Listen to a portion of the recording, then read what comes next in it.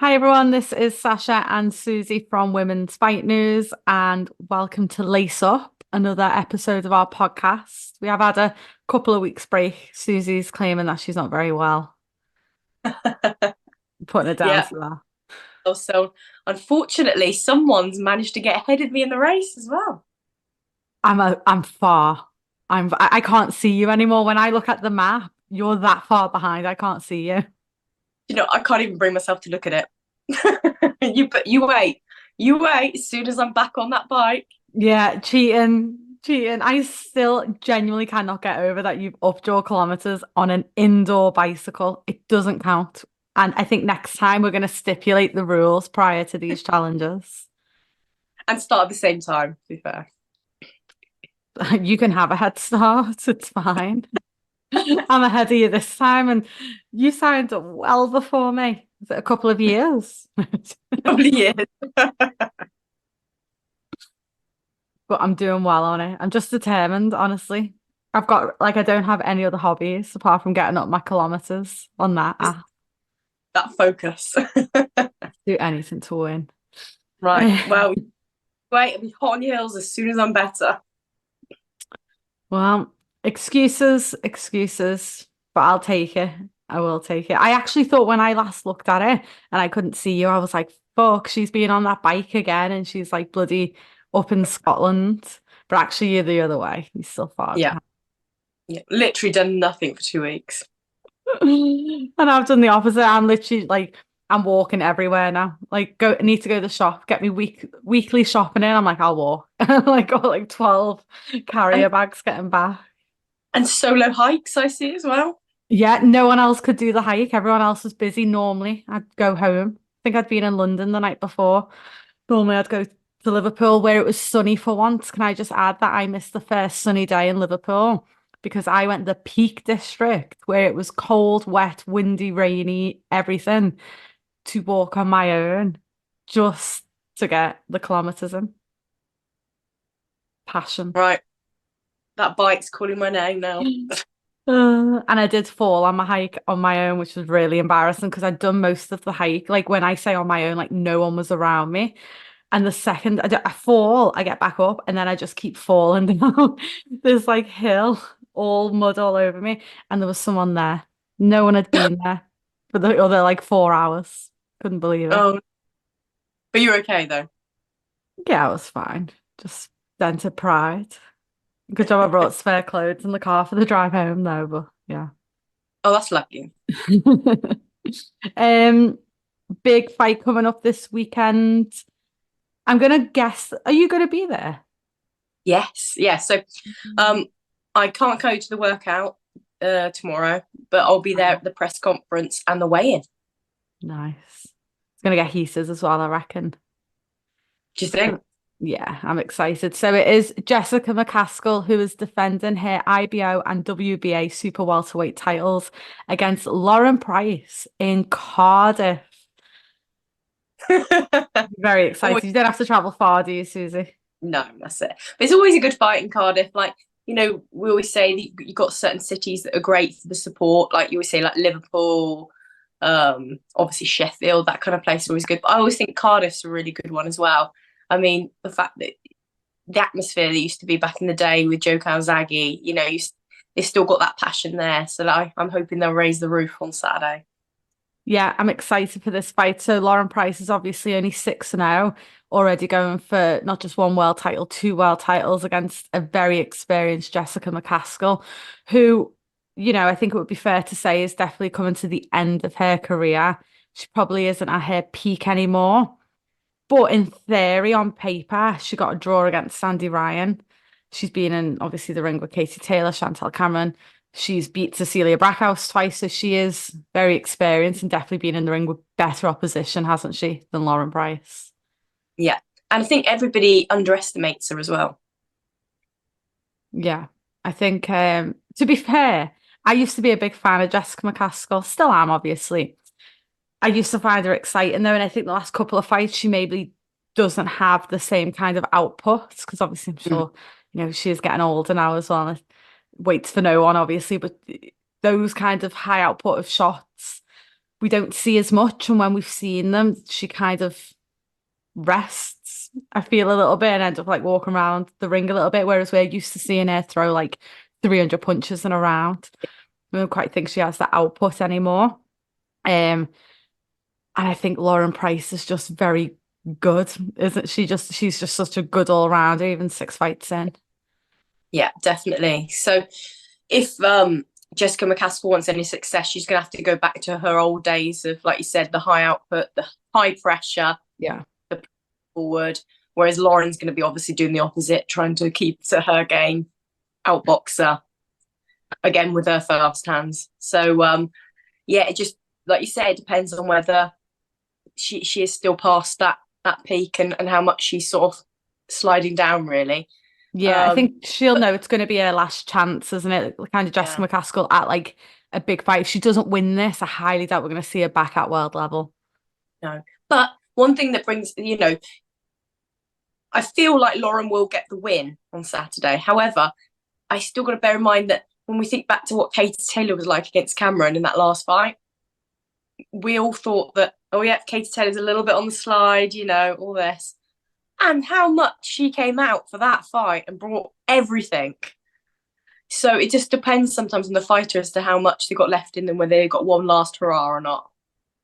No, I agree with that. And I think if Jessica knows it's probably one of her last big fights, she's wanted, to come back to the UK for a long time. This could be the best version of Jessica we've seen since like the Cecilia Brackhouse fights.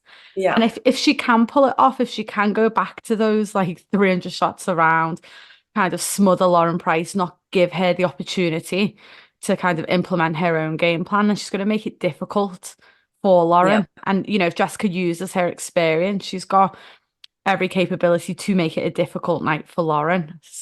Still convinced she's going to get the nod, but it's kind of how easy that happens will be interesting. But I think it's going to be a great watch. It's obviously a boxer event, so it's going to be on Sky Sport, but I believe you can watch it for free on BBC Wales. So obviously if you live in Wales. Yeah, which is fantastic because, it should be our first, the first Welsh world champion, female world champion.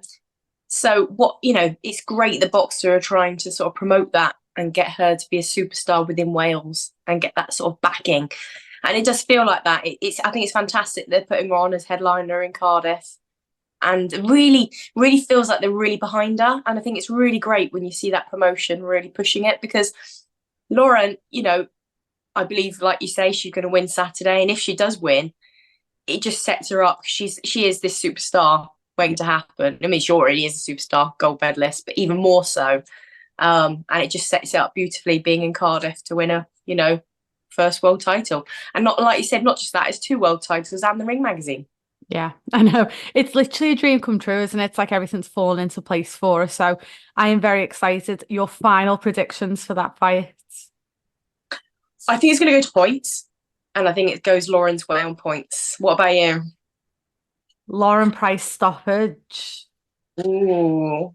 Round. I think early. I think between round 4 and 6. I'm going for. What a statement, if that's true. And I'm never wrong. Is your mum? Mum's got Jessica points.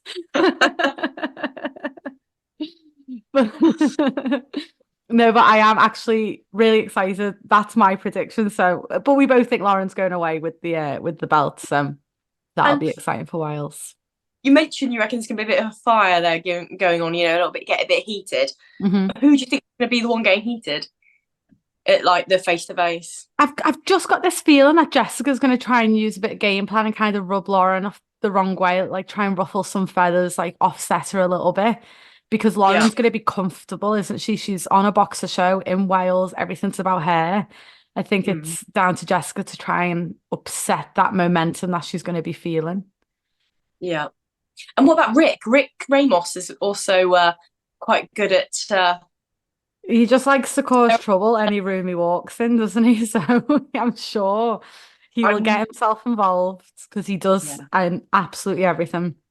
And yeah, I'm sure he'll be up to something, won't he? He'll have something up his sleeve.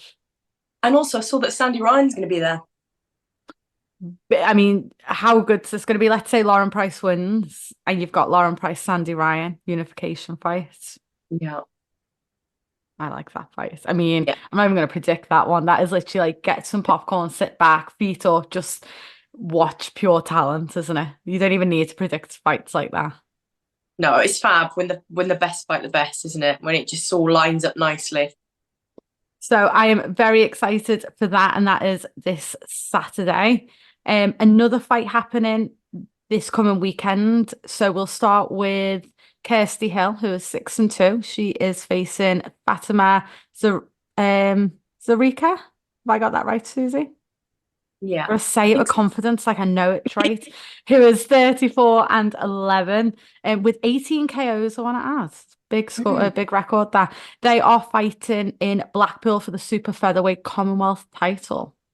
Yeah. Now this has gone way under the radar for me, Yeah, big fight. which is nuts because it is a, you know, yeah, it is a big fight, and yet Yeah. I only just found out about it, to be honest. So yeah, it's a shame, really. It is. It'll be a good fight. I love these Commonwealth title fights. Obviously, I like the area title fights as well. Obviously, we're seeing a little bit more of the British title fights. These are always great fights that do tend to go under the record because they're on a lot of the time small hall shows. Like I say, unless you're like on Instagram and happen to come across like a fight poster, and there's that many out and that many gets announced, it's hard. It's easy to miss them. Like I say, like fight week just appears, doesn't it? But that is a big fight coming up. Do you have any predictions for that one? I think Kirsty Hill, she'll be like the home favourite, Yeah. and I think she'll come away with the win. Which it's always great getting a Commonwealth title. Having them titles is such a good potential opportunity to get onto these bigger shows as well. Because if you've got a girl on Boxer or Sky Sports, Boxer or Matchroom, Frank Warren now, if they want that belt, if they're coming through, it's such a good opportunity to kind of bag yourself a big platform then as well, isn't it? Definitely. Another fight happening. Erika Cruz is fighting Nazarena Romero so Erika's defending her WBA Super Bantamweight title. I love watching Erika Cruz fight. Yes. Yeah. Who doesn't? She's always very exciting. Super, super entertaining fighter. I'm looking forward to this fight. I don't know what time. I didn't quite work out what time it's going to be on in the UK because it's a fight that I would like to see, but it's going to be early, which is never ideal. Yeah. So that might be watch it the following morning. Don't go on Twitter till I've watched it type of fight. Don't want any Yeah. spoilers. But do you have a prediction for this fight? Oh, Erika Cruz. Confident? And then I want to see Erika Cruz, Ellie Scottney. Ooh, I like it. That's a shout. That Yeah. is a shout. Yeah. Okay, and another fight happening, which is going to be Sunday morning UK time. So this is like my prime time to watch a fight.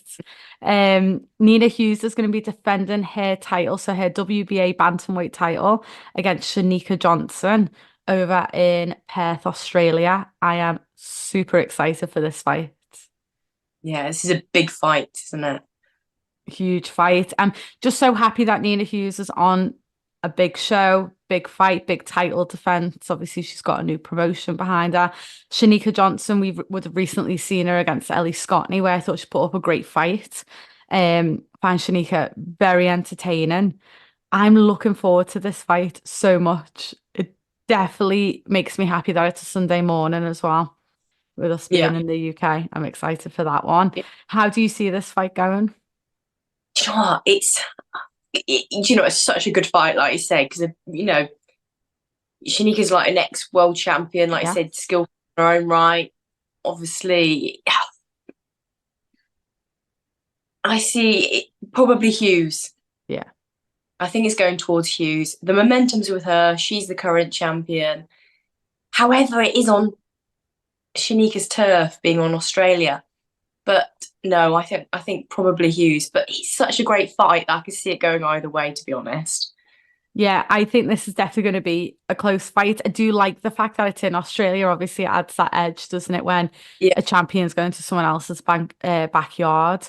I think, Nia's kind of got a point to prove. I think she won that world title and was kind of like left to the side a little bit. So now she's got this opportunity. I think she's going to want to make the the most of it.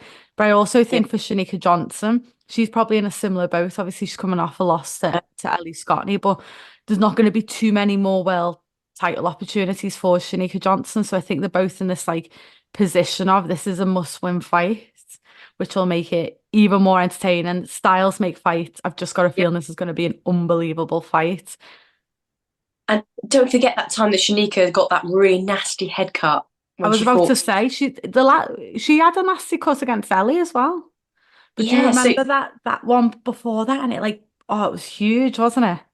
And she just proved that she got grit and determination. So no matter what's thrown at her in a fight, she's there. So yeah, they're both there for it. They both want to win. They both, like you said, got a point to prove. How do you see it going? Oh, it's one of them. Do I sit on the fence? I think Nina will get the win, definitely. No, she will. She's going to get the win. But I think Cherneka's going to make it tough for her. I think it'll potentially be Nina's toughest fight to date, which is, I'm sure it's what she wants though as well. She wants the big fights and the challenges. So I'm going for a Nina Hughes win. I'm just so excited. I'm excited to see what Cherneka Johnson's going to wear at the weigh-in as well. Obviously, when she comes to London, she had just body paint with OnlyFans on. It looked great. So I'm excited to see what she's going to wear this time. The other controversy that I've just seen come up on social media, and I haven't delved too much into it, but I've just briefly read about it, is about judging. Because apparently the judges were all from New Zealand, and I think they made a complaint saying, come on, can we just have some more neutral worldwide? And then they all got changed to Australian judges. What you get when you complain, that's what happens. Yeah, double down on it. So, because I believe Cherneka Johnson's from New Zealand originally, but is Australian because she's been here for so long. I'm not sure when she came over or maybe she's been here and then has got New Zealand heritage, something like that. She's got a link to both anyway. Yeah, she does. Yeah. So it's an interesting one. I think that's what makes you kind of question who's going to win, because this fight was in the UK. I'd probably more confidently say Nina Hughes, but even when you're a world champion, but if you're going to someone else's backyard, like you say, you can already see how things go in your favor when you're the home fighter. And that's not on Cherneka Johnson. I'm sure she doesn't have a clue what's going on and doesn't have a care in the world about who's judging. That's always above the fighters. So I'm sure that she's just concentrating on the fight, but it always adds that kind of edge of you literally just don't know what's going to happen. So it makes it extra exciting, obviously sometimes frustrating when things like that happen, but at the minute it's exciting. So I'm looking forward to that. I'm going to go for a Nina Hughes win though on that one. Yeah. Sticking to it. That can be watched in the USA on ESPN Plus or Sky Sports in the UK Sunday morning for us. I actually don't know what time. Anytime from 5 is perfect because I'm up. Yeah, you are an early riser. I am. Right, some other news this week. Chantelle Cameron has signed with Frank Warren. She signed with Queensberry. Obviously, it had been announced last week that her and Matchroom have come to kind of, an agreement for her to be released from her current contract. I'd been told she was potentially going to Top Rank, but of course, this makes a lot of sense as well. What are your thoughts on this one? Yeah, I mean, it's great. It's great she's having a change. She's been with Matchroom for, was it nearly her whole career? Was she with them from the beginning? She wasn't with them from the beginning, but quite early on.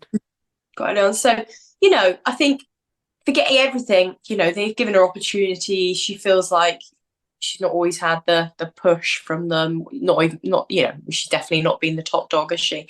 No. So I just think a change is good. You get to this point in your career. She's had 2 mega fights with Katie Taylor. Why not see what another promotion can offer her? And it'd be lovely to see them push her as the superstar she is. So I'd like to see what Queensberry do with her.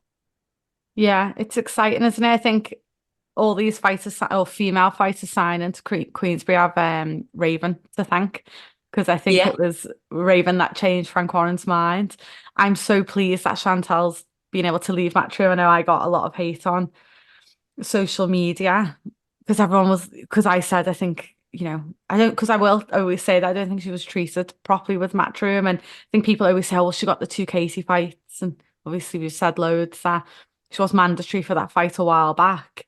And Katie asked for the fight. So it's like, for me, that's quite a 50-50. You know, they both needed each other for that one. Obviously, she got undisputed, and I think she did get opportunities with Matchroom.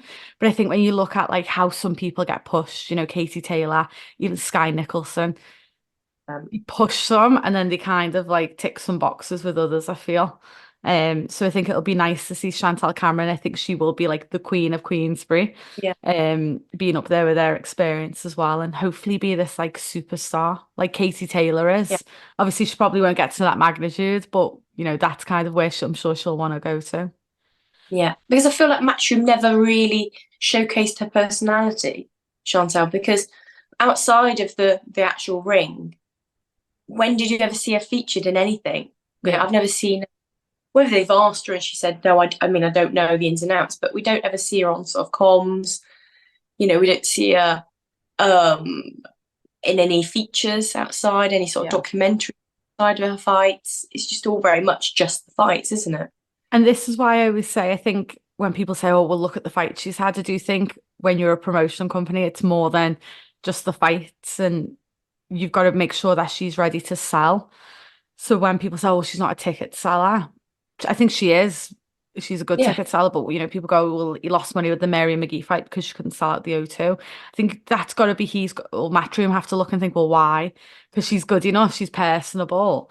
She kind of ticks all, she's super exciting to watch. So that comes down to the promotion company probably not promoting her to that like stardom level that does put Yeah. bums on seats and sell tickets and get people watching. So I always think that's been where I think they've let her down a little bit, but that's exciting. A new chapter. Obviously, she's got a new training team, new promotional company, but something that is the exact same as her beef with Sandy Ryan, which has started again. Love this. Live Yeah. for it. Do you know what gets me is that sometimes, you know, I can go along with some of the fake beef and it's all bit of fun, you know. But this is real. They proper hate each other. And like any opportunity they get to make like a snide remark on Twitter, they're doing it, which I love. I'm all for that. It's all about being petty and passive aggressive. That is me to a T. So I can just like sit back and watch that all day. But yeah, they just don't like each other. I think it was Chantelle who said in an interview that she'd have like a bare knuckle fight with Sandy Ryan. Yeah. I'd see that. Watch that and like adds the car park. Do we see that fight happening anytime soon? Do you know what? I think this is building up. There will be a fight, but it's when. And I think if they're smart about it, they can make this a massive fight because obviously it's Queensberry versus Matchroom as well now.